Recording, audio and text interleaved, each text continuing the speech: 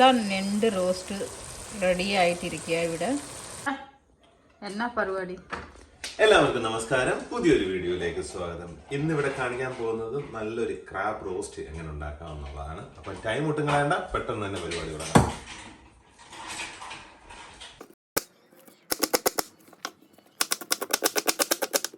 വേറെ എന്താ വേണം?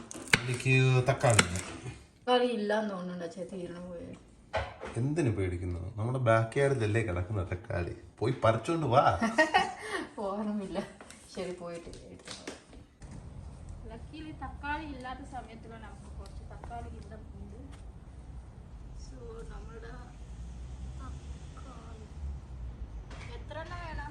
രണ്ട് മതി.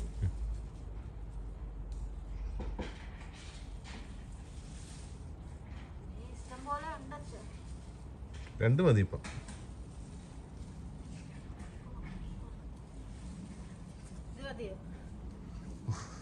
രണ്ട് ചോദിച്ചാൽ 4 തന്നു. പ്രകൃതിയുടെ ഓരോ വിളയാട്ടം. തക്കാളി കിട്ടി. എന്തായാലും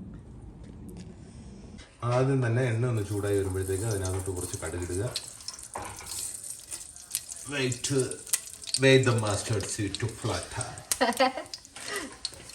അത് പൊട്ടാൻ വേണ്ടി വെയിറ്റ് ചെയ്യുക.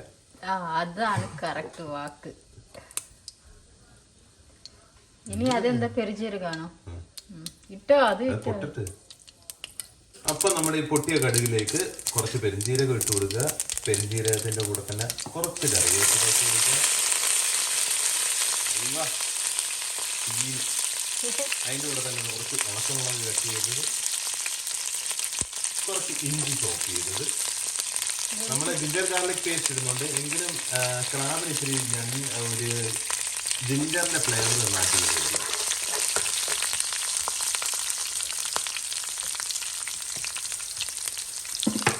ഇനി അതിലേക്ക് ചെറിയ ഉള്ളി കുറച്ച് ആഡ് ചെയ്യുന്നുണ്ട്, അതേപോലെ തന്നെ പച്ചമുളക് ആഡ് ചെയ്യുന്നുണ്ട്. ഇതൊന്ന് സോട്ടാക്കി വരാൻ വേണ്ടി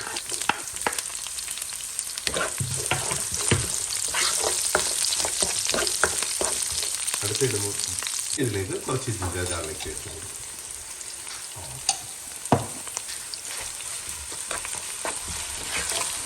അച്ഛ ഇതുവരെ ഞണ്ടുണ്ടാക്കിയത് ഞാൻ കണ്ടിട്ടില്ല. ഇതെന്തെങ്കിലും ഉടായിപ്പാടോ? കഴിക്കാൻ പറ്റുമോ? നീയൊന്നും ഞണ്ട് കഴിക്കത്തില്ലെന്ന് പറഞ്ഞാണ് ഞാൻ അങ്ങനെ മേടിക്കാതിരുന്നത്. എന്നിട്ട് ഒരു കൊല്ലംകാരനായ എന്റെ മുഖത്ത് നോക്കി ഞണ്ടുണ്ടാക്കാൻ അറിയാവുമെന്ന്. തീയായി സാധനം. കഴിച്ചു കഴിഞ്ഞാൽ പിന്നെയും പിന്നെയും ചോദിക്കും. ഇഞ്ചി പച്ചമുളകിന്റെ പച്ചമണം ഒന്ന് മാറുമ്പോൾ തന്നെ നേരെ അതിനകത്തോട്ട് ബാക്കി സവാള അരിഞ്ഞു വെച്ചേക്കുന്നത് കൂടി ഇട്ട് കൊടുക്കുക. അത് എങ്ങനെ വേണമെങ്കിലും വട്ടത്തിൽ വേണമെങ്കിലോ ചെറുതായിട്ടോ എങ്ങനെ വേണമെങ്കിലും അറിയാവുന്നതാണ്. ഒരു കുഴപ്പമില്ല. ഇതെന്ന് പറഞ്ഞാൽ നല്ല റോസ്റ്റ് ആക്കി എടുക്കുകയാണ് നമ്മൾ ചെയ്യുന്നത്. സോ ഇതെല്ലാം കൂടി ഇത് ചെയ്യുക. ഇവിടെ ഈ സമയത്ത് നമുക്ക് സ്വല്പം ഉപ്പും കൂടി ആഡ് ചെയ്ത് കൊടുക്കാം. അപ്പോൾ ആ സോട്ടിങ് പ്രോസസ്സ് കുറച്ചും കൂടി സ്പീഡപ്പാവും. നമ്മുടെ ഇൻഗ്രീഡിയൻസ് എല്ലാം ഇപ്പം നല്ലപോലെ വഴന്നു വന്നിട്ടുണ്ട്. ഇനി ഇതിലേക്ക് കുറച്ച് മഞ്ഞൾപ്പൊടി, ഇത് മുളക് പൊടിയും കുറച്ച് ഗരം മസാലയും കൂടി മിക്സ് ആയതാണ്, അതാണ് ഈ കളർ വന്നേക്കുന്നത്. ഇതൊരു 3 സ്പൂൺ കൂടി ഇട്ടേക്കാം. നമ്മുടെ ഇതിൽ കാശ്മീരി മുളക് പൊടി ഇല്ലായിരുന്നു, ഇപ്പം അത് ഇച്ചിരി ഇട്ടു. അതിനുശേഷം മല്ലിപ്പൊടി ഒരു 2 സ്പൂണ്, പിന്നീട് അല്ലാതെ നമ്മുടെ വീട്ടിൽ പൊടിച്ച കുറച്ച് ഗരം മസാല അതൊരു സ്പൂണും കൂടി എക്സ്ട്രാ. എന്നിട്ട് ഇതെല്ലാം കൂടി നല്ലപോലെ മിക്സ് ചെയ്യും. സോ ബേസിക്കലി കുക്കിംഗ് എന്ന് പറയുന്ന ഒരു ഈസി പ്രോസസ്സാണ്. നമ്മുടെ എല്ലാ കറിയുടെ ഒരു ബേസിക് ഇൻഗ്രീഡിയൻ്റ് ആണ് ഇത്രയുള്ള പൊടിക്കുക. ശരി, ഇപ്പം നമ്മൾ ചിക്കൻ ആഡ് ചെയ്താൽ ചിക്കൻ കറി, ബീഫ് ആഡ് ചെയ്താൽ ബീഫ് കറി, മട്ടൻ ആഡ് ചെയ്താൽ മട്ടൻ കറി, ഒന്നുമില്ല ഫിഷ് ആഡ് ചെയ്താൽ ഫിഷ് കറി. പിന്നെ അതിനകത്ത് കുറച്ച് ചെറിയ ചെറിയ ഇൻഗ്രീഡിയൻസിൻ്റെ മാറ്റങ്ങൾ മാത്രമേ വരുന്നു. ക്രാബിനും ഇത് തന്നെയാണ് നല്ലത്. നമ്മുടെ മസാലയുടെയൊക്കെ ഒരു റോ ഫ്ലേവർ മാറിയിട്ടുണ്ട്. ഇനി നമ്മുടെ പറമ്പിൽ നിന്ന് പറിച്ചേക്കുന്ന തക്കാളി, ഇതാണ് ഇതിനകത്ത് മെയിൻ ഇൻഗ്രീഡിയൻറ്റ്. അതുകൊണ്ട് ചിലപ്പോൾ വേറെ ലെവൽ ടേസ്റ്റ് ആയിട്ട് ആരും തക്കാളി ചോദിച്ചു വരുന്നത് തക്കാളി ചേർക്കുന്നുണ്ട്. ഇതിട്ട് നല്ലപോലെ മിക്സ് ചെയ്യുക. ഇനി നമ്മളെ കഴുകി വെച്ചേക്കുന്ന ഞണ്ടും കൂടി ഇതിനകത്തോട്ട് ആഡ് ചെയ്ത് കൊടുക്കുക. ഫ്രോസൺ ഞണ്ടാണ്, കഴിഞ്ഞ ദിവസം മാർക്കറ്റിൽ പോയപ്പോൾ കിട്ടിയതായിരുന്നു. എന്തായാലും അത് വെട്ടി ക്ലീനായി വന്നത് തന്നെയാണ്, എങ്കിലും ഒന്നും കൂടി ഒന്ന് ക്ലീൻ ചെയ്ത് ഇനി ഞണ്ടെല്ലാം കൂടി വാരി ഇതിനകത്തോട്ട് ഇട്ട് കൊടുക്കുക. ചെറിയ ഞണ്ടാണ്, അപ്പോഴത്തേക്കും ഇതിൽ കടിച്ചു പൊട്ടിച്ചെടുക്കുക എന്ന് പറഞ്ഞൊരു പ്രോസസ്സാണ്.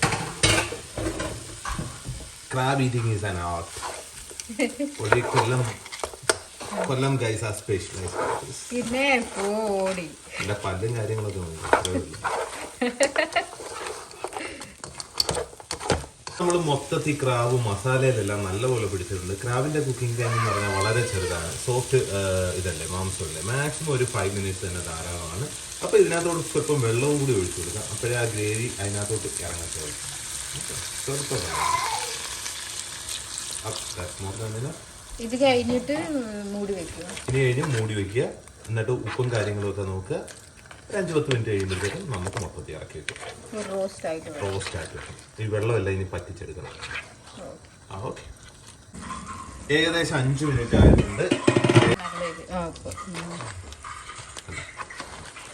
ഇനി നമ്മുടെ മെയിൻ ഇൻഗ്രീഡിയൻസ് ഇച്ചിരി പെപ്പർ പൗഡർ ഇതിലായിട്ട് ആഡ് ചെയ്ത് കൊടുക്കണം. കാര്യം എന്ന് പറഞ്ഞാൽ ക്രാബിൻ്റെ ഏറ്റവും നല്ലൊരു ഇൻഗ്രീഡിയൻ്റ് ആണ് പെപ്പർ എന്ന് പറയുന്നത്.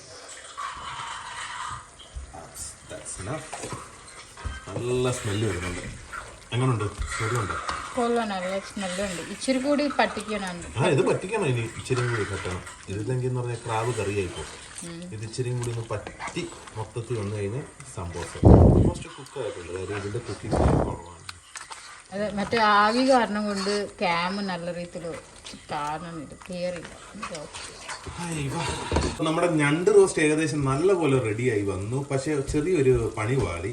കാര്യം ഞാൻ യൂസ് ചെയ്ത ചില്ലി പൗഡർ ഉണ്ടല്ലോ, അത് ആന്ധ്രയിൽ നിന്ന് കിട്ടിയതായിരുന്നു. നല്ല എരി ഉണ്ടായിരുന്നു. ഒന്നുമില്ല, നമുക്ക് എരി കുറയ്ക്കാനുള്ള ഒരു ചെറിയ ടാക്ടിക്സ് ഉണ്ട്. ഇച്ചിരി തേങ്ങാപ്പാൽ അതിനകത്തോട്ട് അങ്ങ് ഒഴിച്ചു കൊടുക്കുക. ഇനി ഇതൊന്നും കൂടി പറ്റിച്ചെടുക്കുക. അപ്പോഴത്തേക്കും നമ്മുടെ ആ ഒരു എരിവെന്ന് പറയുന്നത് കോമ്പൻസേറ്റിലേക്ക് വന്നു. ഏകദേശം നല്ല കുറുകി വന്നിട്ടുണ്ട്. നല്ല സ്മെല്ലാണ് ക്രാബ് കുക്ക് ചെയ്യുന്ന സമയത്ത്. പിന്നെ ഇതിന് ബെസ്റ്റ് കോമ്പിനേഷൻ എന്ന് പറയുന്നത് തന്നെ, കോമ്പിനേഷൻ ഒന്നുമില്ല, പ്രത്യേകിച്ചൊന്നുമില്ല. ഞങ്ങളെല്ലാം ചോറിൻ്റെ കൂടെ ആയിരുന്നു കഴിക്കാറുള്ളത്. പിന്നെ എന്തിൻ്റെ കൂടെ ഇത് കഴിക്കാവുന്നതാണ്, കുഴപ്പമില്ല. വെറുതെ ചുമ്മാ ഞണ്ട് ഇത് കഴിക്കാമെന്നുള്ളതാണ്. നല്ല ടേസ്റ്റി ആയിട്ടുള്ള ഞണ്ട് റോസ്റ്റ് റെഡി ആയിട്ടുണ്ട്. ഓക്കെ, അപ്പം നമ്മുടെ ഞണ്ട് റോസ്റ്റിന്റെ റിവ്യൂ പറയാൻ പോവുകയാണ്. ഓക്കെ, എങ്ങനെയുണ്ടെന്ന് നോക്കിയിട്ട് പറയാം. നല്ല ടേസ്റ്റ് ഉണ്ട്, അടിപൊളി ടേസ്റ്റ്. ഞാനിത് സെക്കൻഡ് ടൈമാണ് നെണ്ട് കഴിക്കുന്നുള്ളത്.